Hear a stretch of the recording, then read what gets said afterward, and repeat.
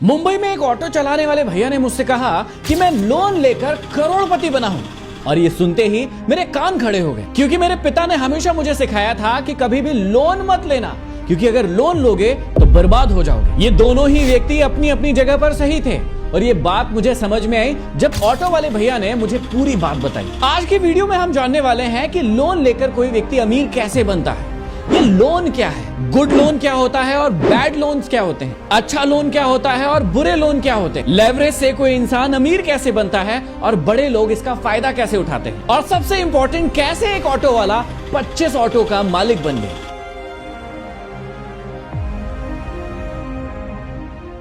सबसे पहले आपको समझना होगा कि आप लोन के बारे में क्या जानते हैं और असल में लोन क्या है। एमपी के बैतूल में रहने वाले राहुल की वाइफ प्रेग्नेंट थी और 24 अप्रैल की रात को 2 बजे उसकी वाइफ प्रीति को लेबर पेन शुरू हो गए। अब उसके घर पर कार नहीं थी तो उसने आस पड़ोस के सारे दरवाजे खटखटाए, लेकिन कोई भी नहीं जागा। वो भागता हुआ मेन रोड पर पहुंचा और जैसे तैसे उसे एक ऑटो वाला व्यक्ति मिला। उसकी वाइफ को ऑटो में बैठाकर वो हॉस्पिटल पहुंचा जहां पर उसे बेटा हुआ। लेकिन डॉक्टर ने एक बात कही जो राहुल के दिल में लग गई कि अगर आप इन्हें समय पर नहीं लाते तो बच्चे की जान को खतरा हो सकता था। राहुल अगले ही दिन टाटा के शोरूम में गया और उसे एक कार पसंद आई जिसकी कीमत 10 लाख रुपए थी, लेकिन उसके पास सिर्फ 4 लाख रुपए थे और वो थोड़ा निराश हो गया। वहीं पर बैठे एक लोन एजेंट ने कहा कि आप चिंतित मत होइए, मैं आपका लोन करवा दूंगा और आपको आपकी कार मिल जाएगी। 4 लाख राहुल के पास से 6 लाख बैंक से मिल गए और उसकी नई कार उसके पास आ गई। अब समझते हैं लोन का मतलब। लोन का मतलब होता है वो राशि जो आपको किसी और ने दी है आपकी एक्स्ट्रा जरूरतों को पूरा करने के लिए। 3 दिन के बाद राहुल अपनी वाइफ प्रीति और बच्चे के साथ नई कार में घर आए। Happy ending? बिल्कुल नहीं, यहां से तो कहानी की शुरुआत होती है। राहुल की सैलरी है 20,000 रुपए महीना, जिसमें वो 5,000 रुपए अपने घर का किराया देता है, 5,000 का ग्रोसरी लाता है और 1,000 बाकी चीजों में खर्च कर देता है। उसके पास बाकी बचे 5,000 रुपए। लेकिन अब उसने 6 लाख का लोन ले लिया था जो कि 10 सालों के लिए लिया था और उस पर 9% की दर से ब्याज लगना था और उसकी ईएमआई बन रही थी 7,600 रुपए। इसका मतलब 5,000 रुपए उसके पास बच रहे थे, अब उसे 7,600 रुपए हर महीने देना है। इसका मतलब यह हुआ कि 2,600 रुपए हर महीने वो माइनस में जा रहा था। तो सबसे पहले आपको समझना है कि एक अच्छा लोन क्या होता है और एक बुरा लोन क्या होता है। अच्छा लोन वो लोन है जिसे लेकर आप अपने पैसे को या आप अपनी असेट्स को और ज्यादा बढ़ाते हैं। जैसे अमित एक छोटे शहर का लड़का था, लेकिन उसके पास कमाल का दिमाग था और बहुत ही अच्छा बिजनेस आइडिया भी था। अमित घर पर ही बेकरी के बहुत स्वादिष्ट चीजें बनाता था और जो भी व्यक्ति उसे खाता था वो यही कहता था कि तुम्हें अपना बिजनेस शुरू करना चाहिए। अब ये आइडिया अच्छा है, इसकी डिमांड भी है, लेकिन प्रॉब्लम यहां पर यह है कि अमित के पास पैसा नहीं है बिजनेस शुरू करने के लिए, क्योंकि बिजनेस शुरू करने के लिए शॉप का रेंट देना होता है, लोगों की सैलरी देनी होती है और मशीनरीज भी खरीदनी होती है। अब अमित हमेशा सोचता रहता है कि काश मेरे पास पैसा होता तो मैं अपना खुद का बिजनेस शुरू कर पाता। अब उसके जीवन में आया बैंक जिसने उसे लोन दिया और उसके सपने को पूरा करने में उसकी मदद की। अमित ने 5 लाख का लोन लिया और जैसे ही बिजनेस शुरू किया उसके प्रोडक्ट अच्छे खासे बिकने लगे और उसे हर महीने लोन चुकाने के बाद बाकी सारी चीजें खर्चा काटने के बाद 20,000 रुपए हर महीना बच रहा था। अब सोच कर देखिए कि अगर अमित लोन नहीं लेता तो जैसी जिंदगी जी रहा था वैसी की वैसी ही जीता रहता और उसकी खुद की बेकरी भी नहीं होती। अब समझिए कि बुरा लोन क्या होता है। वो लोन जो आपको कुछ देता नहीं बल्कि उल्टा आपसे और ज्यादा हर महीने लेकर जाता है, इसे कहते हैं बुरा लोन। रोहित नाम का लड़का एक जॉब करता था जिसमें उसकी सैलरी बहुत ही एवरेज थी, लेकिन सोशल मीडिया देख देख कर उसके दिमाग में एक बात बैठ गई थी कि लग्जरी जिंदगी जीना बहुत जरूरी है और यदि आप लग्जरी जिंदगी नहीं जी रहे हैं तो लोग आपको रिस्पेक्ट नहीं करेंगे। अब वो लोगों की महंगी बाइक्स देखता, आईफोन्स देखता और उसके दिमाग में भी ये चलता कि यार मुझे भी ये खरीदना ही है, अगर मैं खरीदूंगा तो लोग मेरी इज्जत करेंगे। अब उसे एक लोन एजेंट मिल गया जिसने उसे कहा कि भैया आपके सारे सपने पूरे हो जाएंगे, आप ईएमआई पर लोन ले लीजिए, सिर्फ 5 से 6,000 रुपए ईएमआई आएगी और आपको सारी की सारी चीजें मिल जाएंगी। अब वो शो ऑफ करने के लिए लोन तो ले लेता है, लेकिन दिक्कत शुरू होती है बाद में। 2 से 3 महीने के बाद ही उसकी सैलरी का बड़ा हिस्सा ईएमआई में जाने लगता है जो उसे बहुत परेशान करता है। उसकी सेविंग 0 हो जाती है और उसका टेंशन, स्ट्रेस सब कुछ बढ़ने लगता है। अब बाइक की मेंटेनेंस और पेट्रोल पर भी पैसा जा रहा था और क्योंकि वो प्राइवेट जॉब करता था हर समय उसको चिंता रहती थी कि कहीं ये मेरा जॉब चला गया तो मैं ईएमआई कहां से भरूंगा। इसे ही कहते हैं बैड लोन, जो कि एक सफल व्यक्ति कभी नहीं लेता है। अब आपको समझना है कि लेवरेज क्या है और अमीर लोग इसका इस्तेमाल करके और ज्यादा अमीर कैसे बनते हैं। लेवरेज का मतलब होता है दूसरों का पैसा, रिसोर्स और टाइम का इस्तेमाल करके खुद की इनकम को मल्टीप्लाई करना। अमित के पास 5 लाख रुपए थे, लेकिन उसने बैंक से 45 लाख का लोन लेकर 50 लाख का एक घर खरीद लिया और उसे रेंट पर चढ़ा दिया, जिसका रेंट आ रहा था 25,000 रुपए महीने का। जो भी रेंट आ रहा था उसमें थोड़ा और मिलाकर वो बैंक की ईएमआई भर रहा था। 5 साल तक उसने ऐसा ही किया और 5 साल के बाद उस फ्लैट की कीमत हो चुकी थी 70 लाख और उसने देरी नहीं की, उसको बेच दिया। अब यहाँ पर अमित को लगभग 20 लाख रुपए का प्रॉफिट भी मिल गया और बैंक का सारा कर्जा भी चुक गया।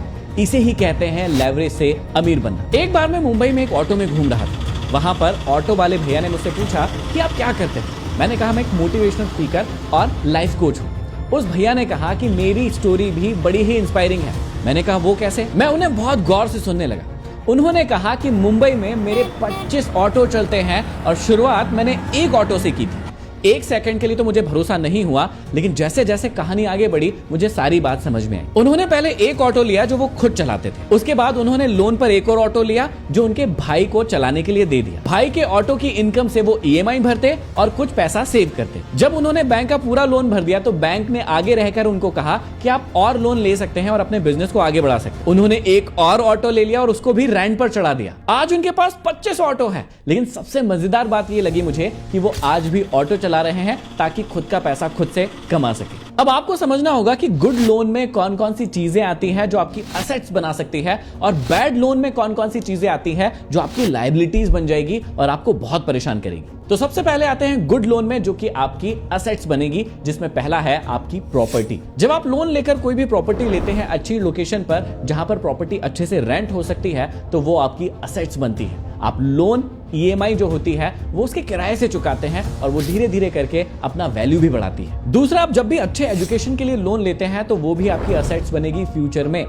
कई लोगों को आपने देखा होगा जो आईआईटी क्रैक कर लेते हैं, लेकिन उसके कॉलेज के लिए उनके पास फीस नहीं होती है। उनके पेरेंट्स लोन लेकर उन्हें पढ़ाते हैं और बाद में अच्छे पैकेज पर जब सेलेक्ट होते हैं तो सारा लोन भी चुक जाता है और पूरी फैमिली एक अच्छी लाइफ जीती है। तीसरा, आपको बताने की जरूरत नहीं है कि जब भी कोई व्यक्ति अपना बड़ा बिजनेस शुरू करता है या छोटे बिजनेस को बड़ा बनाता है तो वो लोन लेता है और उसे पता होता है कि मैं इसे कैसे मैनेज करूंगा, अपनी अर्निंग्स को बढ़ाऊंगा और ईएमआई भी चुका दूंगा, लोन भी चुका दूंगा और अपने बिजनेस को भी बड़ा बना लूंगा। चौथा, यदि आप कार को रेंटल पर्पस से ले रहे हैं, उसी कार की कमाई से उसकी ईएमआई भर रहे हैं, तो बाद में वही आपके लिए असेट्स बन जाती है। ऐसे गुड लोन के और भी बहुत सारे एग्जांपल हो सकते हैं जो आपकी असेट्स बन सकती है। आप मुझे कमेंट बॉक्स में कमेंट करके बताइए कि कौन कौन से गुड लोन हो सकते हैं। अब बात करते हैं बैड लोन्स की, जो आपकी लायबिलिटीज बन सकती है। यदि आपको जरूरत नहीं है और आपकी इनकम भी इतनी अच्छी नहीं है तो आपको कार पर्सनल यूज के लिए नहीं खरीदना चाहिए, क्योंकि ये आपके लिए एक बैड लोन हो सकती है, आपके लिए एक लायबिलिटीज बन सकती है। कई लोग शौक में कार खरीद लेते हैं, जब ईएमआई पूरी नहीं होती है तो कंपनी कार को उठाकर ले जाती है।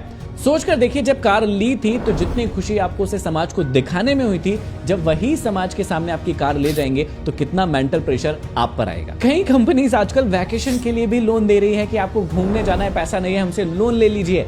ये भी आपकी एक लायबिलिटी बन जाएगी, याद रखिएगा। इसलिए इस प्रकार के लोन से आप बचकर रहिए। मैंने एक लड़की को देखा जिसने आईफोन अपनी फ्रेंड्स को दिखाने के लिए लिया था और वो जॉब कर रही थी टीचिंग की। जब मैंने पूछा कि टीचिंग की जॉब क्यों कर रहे हैं, तो उसने कहा कि सिर्फ मुझे ईएमआई भरना है इसलिए कर रही हूं, बाद में मैं छोड़ दूंगी। तो सोच कर देखिए कि लग्जरी दिखाने के लिए या अपने आप को बड़ा दिखाने के लिए लोग कैसे कैसे लोन ले लेते हैं। इसके अलावा यदि आप शॉपिंग पर भी लोन लेते हैं तो वो भी आपके लिए एक बैड लोन होगा और आपके लिए लायबिलिटीज ही बनेगा। तो फाइनली आपको समझ में आया होगा कि बैड लोन क्या होते हैं और गुड लोन क्या होते हैं। अब आपको यह बात समझना है कि इसमें रिस्क कितना है। जब भी आप गुड लोन लेने भी जाएंगे तो आपको इस बात का बहुत ध्यान रखना है कि जो भी आपकी मंथली टोटल इनकम होती है, जो भी लोन आप ले रहे हैं, उसका ईएमआई आपकी टोटल इनकम का 30% से ज्यादा नहीं होना चाहिए और आपके पास कम से कम 6 महीने के बैकअप के लिए पैसा जरूर रखा होना चाहिए। क्योंकि यदि आपने गुड लोन भी ले लिया और यदि आपका जो भी प्लान था कि यहां से पैसा आ जाएगा, यहां से किराया आ जाएगा, यदि वो नहीं आया